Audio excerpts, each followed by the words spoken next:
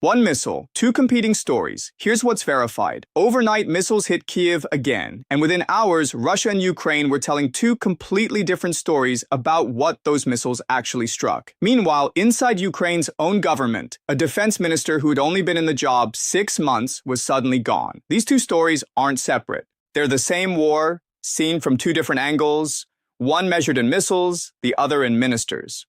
By the end of this documentary, you'll understand exactly where the verified facts end and the unconfirmed claims begin, and why the next 72 hours matter more than this single night did. If you want fact-checked analysis of this war instead of one-sided narratives, subscribe.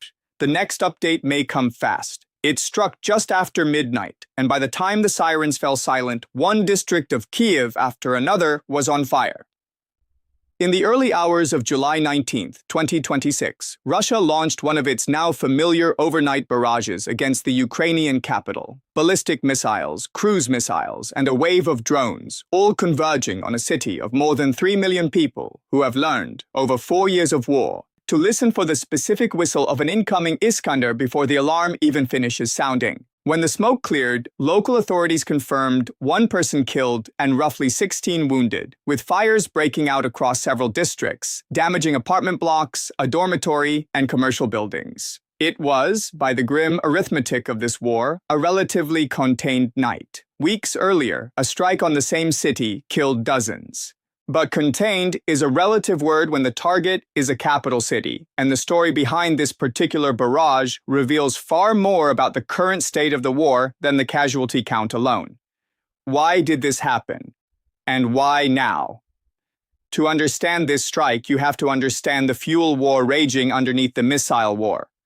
For months, Ukraine has been running a systematic campaign of long-range drone strikes against Russian oil refineries, storage depots, and export infrastructure, a campaign explicitly designed to choke off the revenue and fuel supplies that keep the Russian military machine running. That campaign has worked well enough to cause real fuel shortages inside Russia, affecting both civilians and the military. Moscow's intensified missile campaign against Kyiv in recent weeks is widely assessed by Western officials and independent analysts as retaliation for exactly this pressure, an attempt to inflict enough pain on the Ukrainian capital that Kyiv reconsiders the economic cost of its refinery campaign. This is a high-confidence assessment, consistent with statements from Ukrainian officials and the pattern of Russian targeting over the preceding weeks. Here is where the story splits into two irreconcilable narratives, and a responsible telling of this war has to hold both of them up to the light rather than choosing the more convenient one.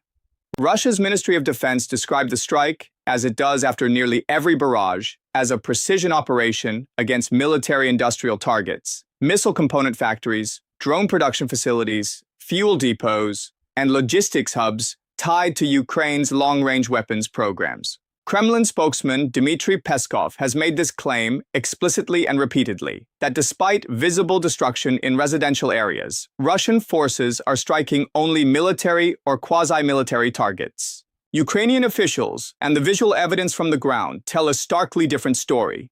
Residential towers with their facades torn open, a dormitory on fire, families sheltering in stairwells while explosions walked closer, block by block. Both things can be true in the way that matters most for understanding this war. Russia likely is deliberately targeting elements of Ukraine's defense industrial base, including facilities tied to Ukraine's Flamingo and Neptune missile programs, and that targeting campaign is also verifiably killing and wounding civilians and destroying civilian housing in a dense urban capital. Whether that outcome reflects acceptable collateral damage under the rules of proportionality or a reckless disregard for civilian life is a legal and moral judgment reasonable people can argue over. But it is not a judgment made easier by pretending only one side's account exists. What does this reveal at a deeper level? It reveals that Russia has shifted deliberately, and over a period of roughly 3 months, toward a strategy of directly targeting Ukraine's ability to manufacture and sustain the weapons, particularly long-range drones and missiles, that have allowed Kyiv to strike deep inside Russian territory. This is not random terror bombing in the sense of having no military logic. It is industrial targeting with the explicit goal of degrading Ukraine's asymmetric strike capability, executed in a city where military and civilian infrastructure sit in close, often unavoidable proximity. That proximity is itself a strategic reality of this war. Modern drone and missile component supply chains rely on small workshops, electronics firms, and logistics centers that are frequently embedded inside ordinary urban neighborhoods, rather than isolated on remote military bases, which is precisely why disentangling military target from residential building has become one of the most contested and consequential debates of the entire conflict. Now, let's widen the lens, because the missile strike is only half of this story. The other half is happening inside Ukraine's own military command structure, and it may ultimately matter more for the war's trajectory than any single night of strikes. On July 16, 2026, President Volodymyr Zelensky dismissed his defense minister, Mikhailo Fedorov, after barely 6 months in the post. This was not a minor personnel change. Fedorov was widely regarded both inside Ukraine and among Western officials as the architect of Ukraine's drone warfare program, the very capability that has allowed Kyiv to strike Russian refineries deep behind the front line and, by many independent assessments, given Ukraine one of its few genuine points of battlefield leverage in an otherwise grinding war of attrition. His dismissal triggered public protests in Kyiv and sharp criticism from political analysts, one of whom described it, on the record, as a serious mistake, suggesting that Fedorov's rising domestic and international popularity may have created friction within Zelensky's inner circle. This is a verified event, not speculation. The dismissal happened, the protest happened, and the criticism from named political analysts is on record.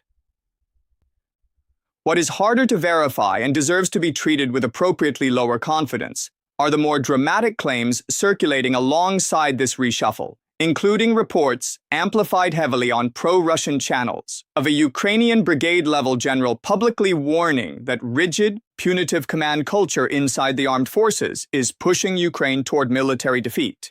Claims of this kind should be handled carefully for 2 reasons. First, internal criticism of Ukraine's military command structure is not itself new or fabricated. Ukrainian military bloggers, journalists, and even serving officers have openly and repeatedly criticized senior commanders over the past 2 years for issuing orders that critics argue produced unnecessary casualties, and at least one senior field commander has been removed from post following exactly this kind of public criticism.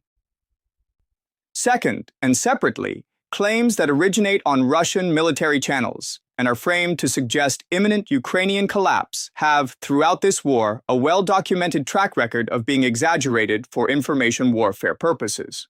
The responsible conclusion sits between these 2 facts. Genuine, serious friction exists within Ukraine's senior military leadership over command culture, risk tolerance, and modernization. That much is well supported by multiple independent Ukrainian sources over an extended period. Whether any single general has declared Ukraine on the verge of defeat in the specific terms attributed to him is a claim this documentary cannot verify to a high standard, and it should be treated as an unconfirmed, lower confidence assertion rather than settled fact, regardless of how widely it has circulated online. This distinction matters enormously because it is exactly the kind of claim that spreads fastest precisely because it is emotionally satisfying to one audience and devastating to another. A viewer sympathetic to Russia's position will want it to be true because it validates the war's trajectory. A viewer sympathetic to Ukraine will want it dismissed as propaganda because the alternative is unbearable. Good analysis resists both pulls and asks, instead, what do we actually know and how do we know it? What we actually know is this: Ukraine has cycled through multiple defense ministers in rapid succession, each serving only months rather than years. A genuinely popular and effective minister was just removed under circumstances that drew public backlash rather than public relief. And independent of any single general's alleged statement, there is a real, recurring, multi-year pattern of friction between battlefield-level officers and the senior command structure over how the war is being run. That pattern, verified across many separate incidents rather than one contested claim, is arguably the more important story. Let's now apply systems thinking to trace how this connects outward. At the immediate military level, a fractured or frequently reshuffled command structure creates continuity problems precisely when continuity matters most. New ministers need months to understand ongoing weapons programs, procurement pipelines, and frontline logistics. Months that a country under sustained bombardment can scarcely afford to lose. At the political level, public dismissals of popular, high-profile officials create exactly the kind of domestic friction that adversary information operations are designed to amplify, whether or not those operations manufactured the underlying tension themselves. At the economic level, continued strikes on drone and missile component supply chains threaten the one area, asymmetric long-range strike capability, where Ukraine has demonstrated genuine innovation and relative advantage over a much larger adversary, meaning any disruption there disproportionately affects Ukraine's overall strategic position. At the regional level, this entire exchange unfolds against the backdrop of ongoing NATO discussions about air defense supply, including potential licensing for Ukraine to produce Patriot interceptor systems domestically, rather than relying entirely on scarce imported units. A decision with implications far beyond Kyiv's skies, since Patriot interceptors are also in acute demand for other conflicts, creating real competition for the same limited global supply. And at the long-term global level, this strike and counter-strike dynamic between Ukrainian drone attacks on Russian energy infrastructure and Russian missile attacks on Ukrainian defense industrial targets increasingly resembles a war of economic attrition as much as a war of territorial control, a shift that changes what winning or losing even means for either side. Let's now do the red teaming this topic demands. An alternative explanation for the intensity of recent Russian strikes on Kyiv worth taking seriously. Some analysts argue that Moscow's stepped-up bombardment reflects not confidence, but frustration. A signal that Russia's ground offensive has stalled in the face of Ukrainian drone dominance along parts of the front, and that long-range missile strikes on the capital are, in part, a substitute for battlefield progress that ground forces have been unable to deliver. Under this reading, intensified bombing of Kyiv is not a sign Russia is winning decisively, but a sign that both sides are increasingly locked in a war neither can resolve through conventional offensive maneuver, pushing each towards striking the other's rear area capacity instead. This interpretation does not contradict the facts of the strike itself, but it does complicate any simple narrative, whether Russia is winning or Ukraine is collapsing, that tries to draw a single, confident conclusion from a single night's headlines. It's also worth applying the historical parallel carefully, rather than reaching for it lazily. Commentators comparing this campaign to the strategic bombing campaigns of the Second World War, intended to break civilian morale and industrial capacity simultaneously, are not wrong to see the echo, but the differences matter as much as the similarities. 20th century strategic bombing campaigns operated with far less precision and far less real-time visibility. Today, every strike on Kyiv is documented within minutes by dozens of independent observers, geolocated, cross-referenced against satellite imagery, and picked apart by open-source investigators worldwide. That transparency does not stop the strikes, but it does mean both Russian claims of pure military targeting and any claims of purely random terror bombing face a level of independent scrutiny that simply did not exist in prior wars, which is precisely why this documentary insists on separating verified fact from contested claim rather than defaulting to either side's framing. So where does this leave the war, and Kyiv specifically, in the days immediately ahead?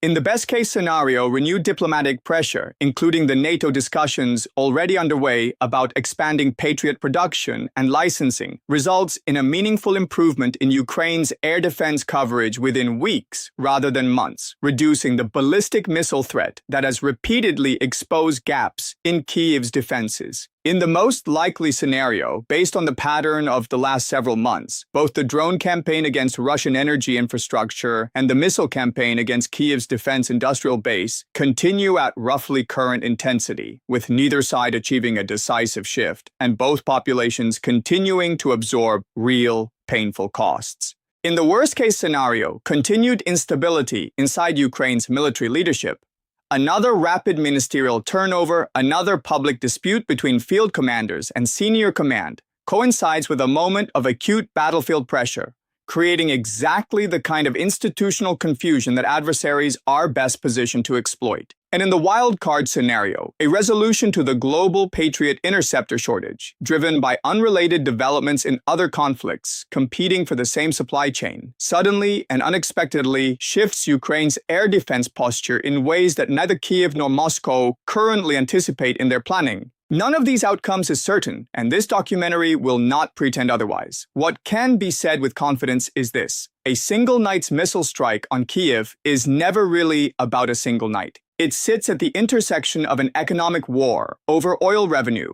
a technological war over long-range drones and missile components, and an internal Ukrainian political struggle over how and by whom this war should be commanded. Untangling those threads matters more than settling on whichever headline feels most emotionally satisfying. So here is the question worth sitting with as this story continues to develop. Given that Ukraine has now cycled through multiple defense ministers within a single year, that a popular and effective minister was just removed under public protest, and that Russia's campaign against Kyiv's defense industrial base shows no sign of slowing, what do you think is more likely to define the next 24 to 72 hours? A visible shift in Ukraine's internal military leadership as this controversy continues to unfold, or another overnight strike on Kyiv that once again tests how much longer the current level of international air defense support can hold? There is another layer to this exchange that rarely makes it into Western headlines, and it deserves attention precisely because it flows in the opposite direction. Ukraine's own long-range drone campaign against Russia, including large-scale strikes aimed at the Moscow region itself. Ukrainian forces have, on multiple occasions in recent months, launched hundreds of drones in a single wave, forcing Russian air defense networks around the capital to intercept the overwhelming majority before they reach populated areas. Though, by simple probability, a fraction inevitably gets through even against a well-resourced defense network. This is worth explaining plainly because the mechanics matter. When several hundred drones are launched, air defense systems typically intercept the large majority, but even a 90% interception rate against 400 drones still allows several dozen to reach their intended targets. That arithmetic is precisely why drone saturation has become such an effective, low-cost tool for both sides. It does not need to defeat air defense outright, only overwhelm it often enough to matter. It's worth being equally precise about an important asymmetry in how the two sides currently wage this drone war. Ukraine's long-range strikes rely overwhelmingly on drones rather than ballistic missiles, largely because Kyiv's domestic missile production remains limited compared to Russia's, while its drone manufacturing base has expanded rapidly and is, not coincidentally, one of the very assets now being targeted by Russian strikes on Kyiv's defense industrial facilities. Russia, by contrast, retains a much larger inventory of ballistic and cruise missiles, which are markedly harder to intercept than most drones and therefore inflict disproportionate damage per unit launched. This asymmetry explains a pattern that can otherwise look confusing on the map. Ukrainian attacks tend to be numerous, but individually less destructive per strike, while Russian attacks tend to be fewer in number, but capable of far greater single-strike damage, particularly when ballistic missiles are involved, since current Ukrainian air defenses intercept drones and cruise missiles far more reliably than the faster, harder-to-track ballistic threats. This is also where the Patriot interceptor shortage becomes strategically decisive rather than a mere logistics footnote. Patriot systems remain, by a wide margin, the most effective means available to Ukraine for intercepting ballistic missiles, and the global supply of Patriot interceptors is currently strained by demand from multiple conflicts simultaneously, not just the war in Ukraine. Recent reporting indicates the American government has signaled openness to licensing Ukraine to produce Patriot systems domestically, which, if it proceeds, would represent a meaningful structural shift rather than another incremental aid package. Since domestic production would reduce Ukraine's dependence on a global supply chain it does not control and cannot expand on its own. Whether that licensing arrangement translates into meaningfully increased interceptor availability within months, or whether it remains, like several previous announcements in this war, a signal of intent that takes considerably longer to materialize into deployed hardware, is genuinely uncertain and should be treated as an open question rather than an assumed outcome. Let's return, finally, to the human dimension of a single strike night, because statistics and strategic analysis can unintentionally flatten what residents of Kyiv actually experience when the sirens start. Accounts from residents sheltering in stairwells during these barrages describe a now familiar sequence: an air raid alert, confirmation that the incoming threat includes ballistic missiles rather than only slower drones, and then the specific, disorienting experience of hearing explosions arrive one after another with no way to predict where the next one will land. One resident, sheltering with her 7 children and husband in an apartment corridor during a recent strike, described the sustained psychological toll of this kind of bombardment as profoundly difficult, not because any single night is necessarily the worst she has experienced, but because of the cumulative weight of experiencing this same sequence of fear, uncertainty, and relief night after night for years rather than weeks. That cumulative psychological toll, borne overwhelmingly by civilians who have no say in either side's strategic calculations, is arguably the most consistently underreported dimension of this entire war, and it deserves to be stated plainly, rather than treated as background noise to the missile counts and target debates that dominate most coverage.